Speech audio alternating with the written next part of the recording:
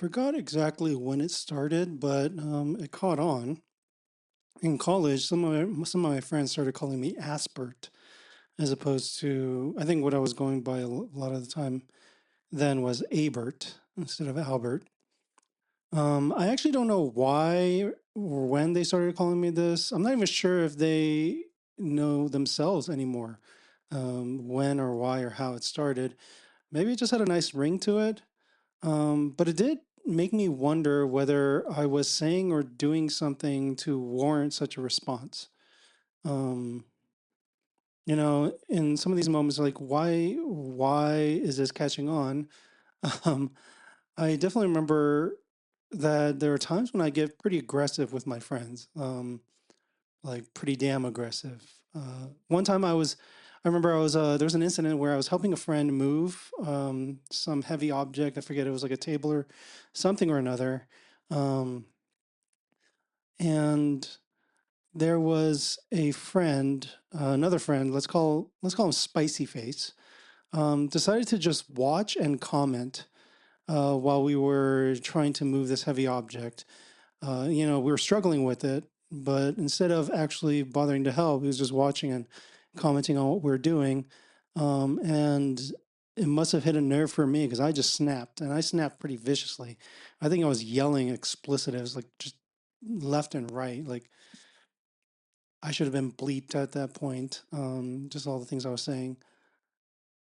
So, I'm like I say, I do know that I can be pretty harsh with people, especially if I'm pissed off and I'm in that mode where I just snap. Another time I snapped at a friend when it was like I remember I got like a free lift tickets to someplace or another. Um, a friend of mine wanted, I guess, and then just gave them to me.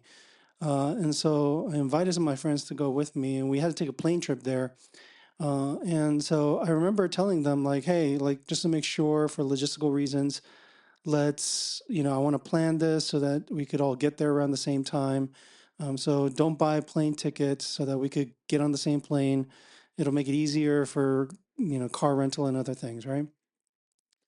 And so, I explicitly told everybody not to purchase any plane tickets and for us to kind of make these sort of arrangements when it came closer to that time. But one of the friends decided that he'd go ahead and purchase his own ticket, which I was upset, to say the least.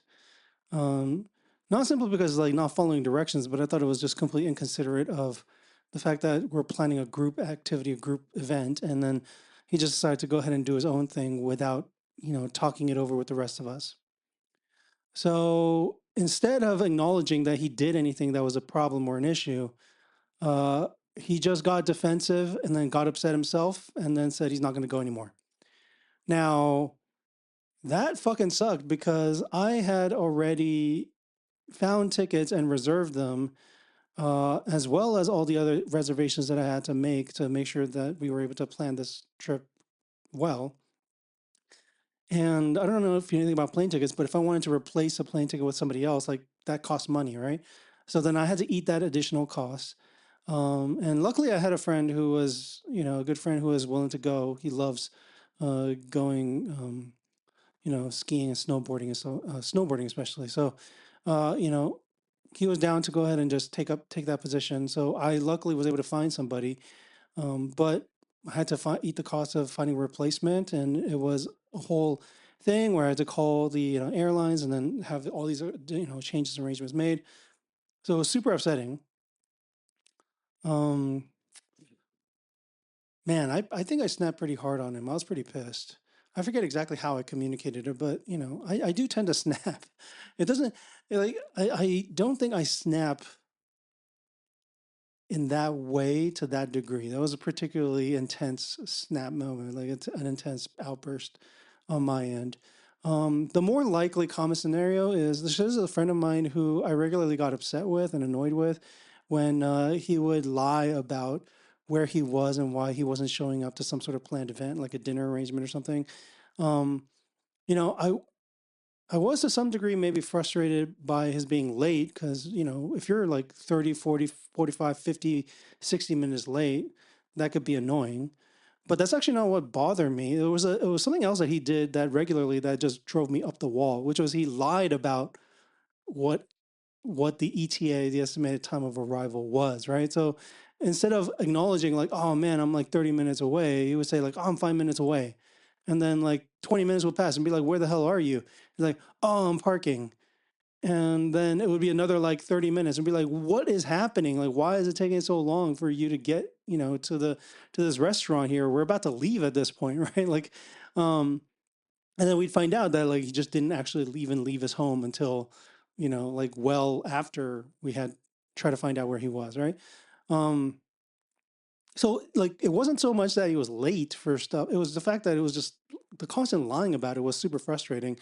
And it's even more frustrating when you're not good at the lying, right? Like at some point, people catch on. Like, look, you're full of shit. Like I can't believe anything you say about when you're going to show up. Like if you say you're 20 minutes away, I'm going to start thinking you're like 2 hours away, right? Like I don't even know if you're going to show up at a certain point. So I would rather have people just be honest with me about it instead, just so that we could plan accordingly, right? Like if you're not going to show up, that's fine, but then at least let us know. Or if you're going to be, not 10 minutes late, but you're going to be an hour late, let the rest of the group know so that we could plan accordingly, right? Like we could start without you, or we might, if we move to a different place, we could, notify you so that you don't go to the previous location we're at, whatever it might be, right? So when I think back on these moments, like I do know that I do have a tendency, not so much now, but I think back then I did snap a lot. A lot of that was because I often bit my tongue and didn't say anything when I was upset. But, you know, when I did get upset, then it was just almost like a flood of emotions just pouring out. But I also know that I make a lot of, snide remarks from time to time. Oftentimes not without realizing that that's what I'm doing or how it might be received. Like I think I just shoot off the top, off the hip, and I just don't even think about what I'm saying and how it might impact other people.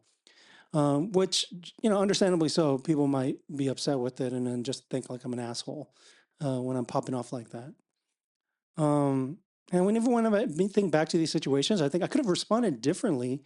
Maybe I didn't have to say it in the way that I said it, or with the same level of enthusiasm and in yelling at them, right? Like there were things that maybe I could have done differently. I do think, but um, in these cases, when I think back to it, it's like that, in my mind, anyways, like that doesn't really justify my being called an asshole on a regular basis. It seems more situational, and then it seems like just in those moments, I get pretty pissed, and then I'll yell and I'll let it out. Um, but in all these cases, I actually, to some degree, feel completely justified in feeling the way that I did. So I think I always find myself kind of confused if I'm thinking to these types of situations as to why somebody might call me Asper. But that would be cherry picking, right? Because the truth of the matter is, there were a lot of other instances where I think it was probably more deserved that somebody would call me an ass. And unfortunately, I think I wish that people would actually tell me straight up. Come back to this at some point. I wish people would tell me why, like they consider me an ass. I think when I hear an explanation, a lot of times it might make sense, and I'll be like, oh yeah, yeah, that makes a lot of sense. But there are other times when I just feel like I'm in the dark. I'm grasping for a clear explanation. But I do know that there are some instances, if I were to reflect on other instances, like where I probably wouldn't have been justified in my reaction. In fact, if anything, like my friends should have been justified in being upset with me for being a dick. Uh, you know, so I have this memory that kind of often comes to me. Um, there's a time when a friend of mine let me drive his car. I forget exactly why or what the reason was. This wasn't back in college. He had this low riding car and he had let me drive it. I don't know if it was because I was needing to drop him off and then take the car back to his apartment or what. I forget exactly what the reason was, but he had me drive his car, and you know, if we were at UCLA, and if you know anything about UCLA, there's a lot of hills everywhere, and it's a low riding car. So if I were to go up and down these hills a little too quickly, that could really damage the car. But of course, I, being who I was at the time, was pretty reckless in my driving. Um, Part of it might have been I wasn't used to driving such a low car, but also the excitement of driving a different car. Often I like to drive fast. I think there were many times in high school where I probably could have died from a car accident because I was probably driving recklessly. Um, so admittedly, I was driving faster than I should have, and definitely faster than I should have, given all those hills. And we were going downhill. My friend was in the car with me. I clearly wasn't considering how the car would hit that dip. And man, he, I remember he saw it coming, right? He's like, slow down. And, I'm pretty sure that the people around that area all heard it because I, even though I hit the brakes, it just wasn't enough. And I hit that dip hard. And as you would expect, that front attachment, the body kit that he had on there, I fucked it up and I fucked it up real bad. There was no saving it. It's just snapped. And you could hear and see the people in that intersection just look because, like it was, there was no escaping it, right? Um, God, I screwed up. I screwed up real bad. I was being completely careless with his car. And, his car, I remember it was his baby. Like, he really loved it. He had an emotional attachment to that thing. Um, and I mean, I remember I offered to pay, but, you know, my friend was kind enough to at least say it. I don't know how much he meant it, but he said that no, you didn't have to like pay for the whole thing, which honestly made no sense. Like, I don't know why he wouldn't want me to. I think he was just being nice. But the key here is I wasn't insistent on paying for the whole bill, which I probably should have been. I mean, he was deserving not only of getting the whole thing fixed on my tab, like me picking out the tab for getting it fixed, but it was also a lot of headache to go ahead and get it fixed, right? Like, it was a lot of work for him, a lot of time and energy taken out of his life. But of course, like at the time, I wasn't really thinking about, how he was feeling. I don't even know if I was sincere when I offered to pay for it, right? I was just so concerned about my own financial situation instead of taking responsibility for fucking up somebody else's car. Um, which honestly reminds me of another incident. This is not with a friend, but my partner, right after we got married, we were moving to Philadelphia. We were driving across country to Philly, and I was driving at night. We were driving her car there. I sold my car, and then I was going to buy one when I got there, which was, you know, so we just drove her car there. And man, I was driving, I think we were driving through South Dakota. It was somewhere in that area, I think. And it's important because it's dark. There's no street lights in these areas. And there's animals that cross the street at night. And there were signs, like those signs that show a deer crossing the street, right? Like they had those signs everywhere. So it shouldn't have been a surprise that the nighttime and then animals being on the streets, guess what might very well happen?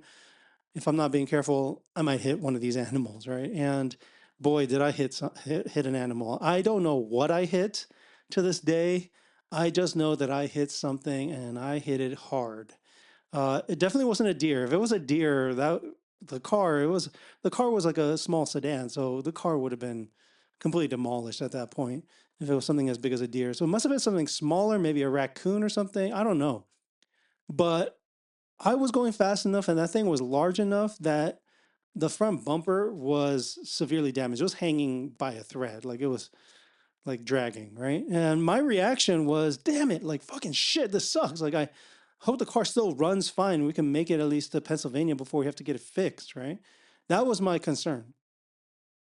That was my concern. I was so focused on like, oh fuck, this sucks, and then so I immediately went to like, what can I do to just have it patched enough so that we could just make it the rest of the way. There was no apology on my end, no acknowledgement that I was driving somebody else's car, and that it was under my care. I was the one driving it. I was the one entrusted to take care of it. No concern for how the person next to me, the person that I recently married, how how she was doing emotionally or physically. I was just so focused on the shitty situation of the car being damaged. In both cases, I was an ass in two respects. Now, again, like I don't know if this is why other people call me Asper, but I do know, at least just upon reflection, like I would call myself an asshole in these cases for for two reasons, right? One, I was being irresponsible with someone else's stuff. I didn't give any consideration to the fact that a friend had trusted me with something of theirs. And instead of caring for it with the full knowledge that this stuff, maybe it had no meaning for me, but it definitely had meaning for them, right? In both cases, the car actually meant something to them, right? It was something that they had purchased with their own money. They cared for it. They have a history with it. They've developed a certain kind of attachment to it. But I was careless with it. But more importantly, once I did fuck up, and this is the second way I was being an ass. I didn't acknowledge my friends at all in the process of addressing the way that I broke that trust, right? Um, I didn't do anything to like try to repair the relationship as much as I could, right? It makes you wonder, like, do I even really care about them at all? Like, I imagine they might have felt this way, right? Do I even care about them?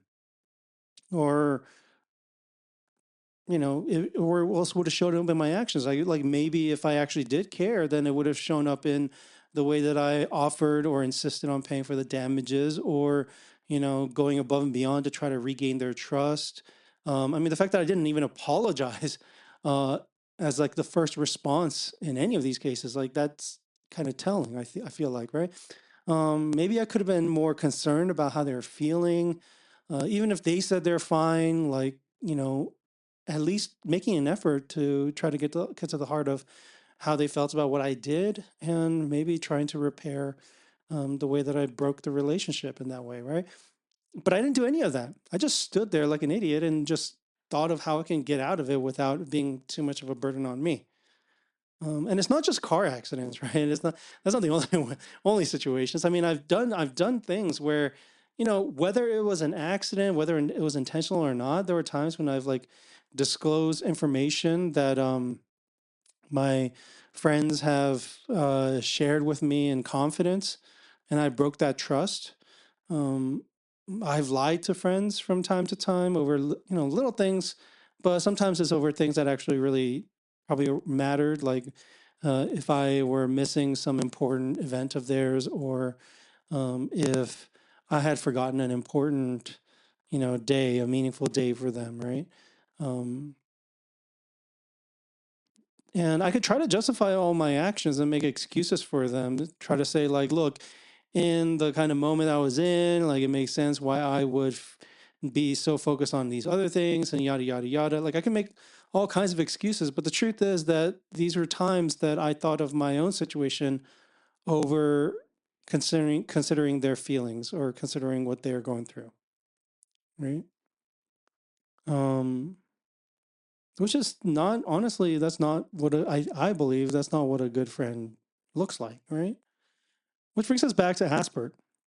When I reflect on it now, I I think I'm more taken aback by my reaction to people having called me Aspert rather than more than anything else, right? It's the fact that I got annoyed and upset by their calling me that, sometimes denying that that's who I was.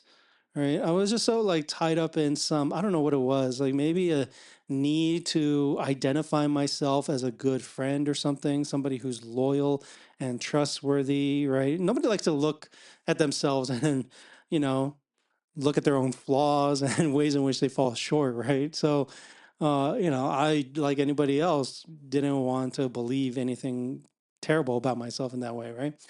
I never actually bothered to reflect on who I was as a friend because I was so hung up on trying to say, like, hey, no, I'm actually a good friend, right? I never bothered to think, like, look, what kind of a friend am I? How am I actually conducting myself in my friendships? Like, what does it actually look like to be a good friend? What does it actually look like to care for somebody deeply, as somebody that's more than just an acquaintance, right? I never really reflected on any of this. Um, and the most basic questions, right? I never actually spent much time, if at all, kind of reflecting on whether or not I even cared about anyone else. If maybe I was just constantly thinking about myself and my own situation. I now wonder whether I was so busy being defensive that I never bothered to consider exactly what they were seeing or experiencing from me and to open up dialogue about it. The truth is that sometimes they were right, like I was out of line, but sometimes they were not, right? I mean, I gave you examples of cases where it was some of both, right? Sometimes I felt like, you know, my friends were probably in the right, and then sometimes they weren't. And that's just how humans are, right? I'm that way a lot of times, right? So I'm sometimes right and sometimes I'm not. But the truth is that, you know, in order to get to the bottom of it, you need to actually have an open dialogue. You need to, not make assumptions or accusations, whether in your own head or out loud about the other person. Like you need to actually have a conversation about what happened and, how each side was perceiving it. I never had these conversations really. I mean, I might have had them time to time, but it was rare. That's it's so rare that I just honestly just paint a broad brush and say like I just never I never had these conversations, right? Where we're actually honest about our feelings, how we felt about each other and what the other person had done for or to us. And I could understand why, right? You know, I didn't pursue having these conversations. I didn't go around like proactively asking to find out how they were feeling or whether they were mad at me or upset with me. I tried to avoid, I was a conflict avoidant, like shit, like damn, like I didn't want to have those conversations, right? And I imagine, knowing what I know now about myself, I imagine it would have been difficult for a lot of people to want to have that conversation with me, right?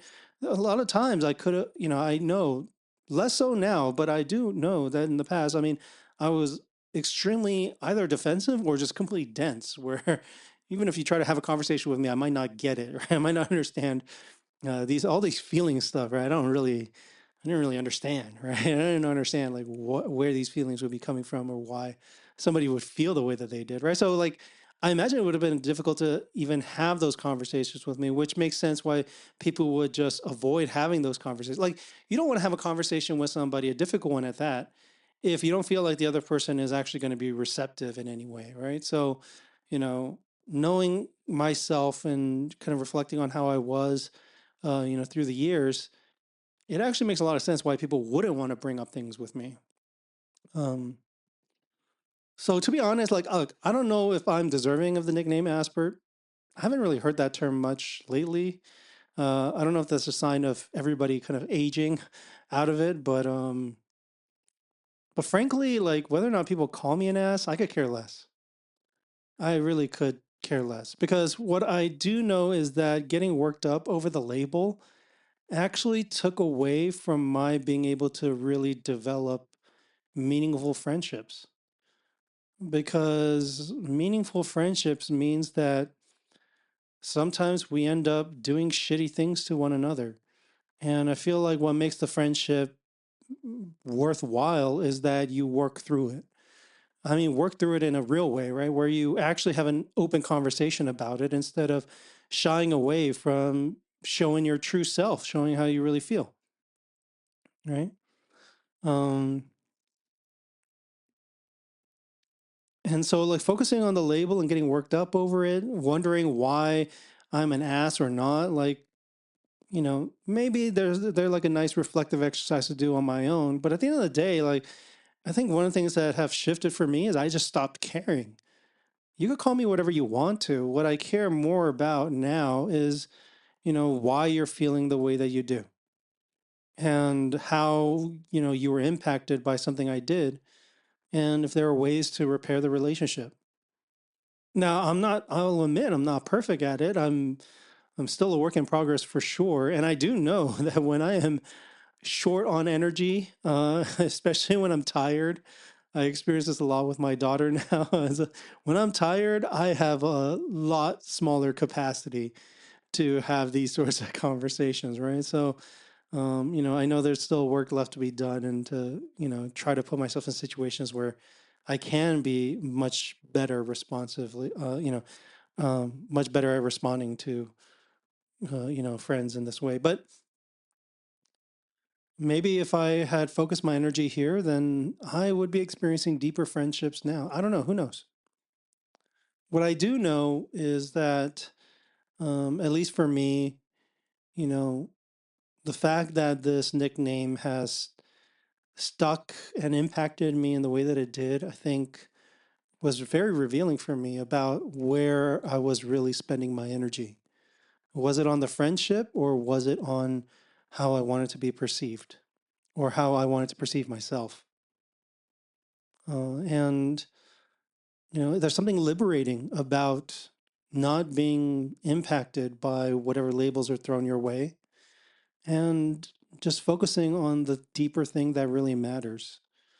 And sometimes it's kind of hard to get there because, well, these labels can hurt. It can make you react. It could make you get defensive.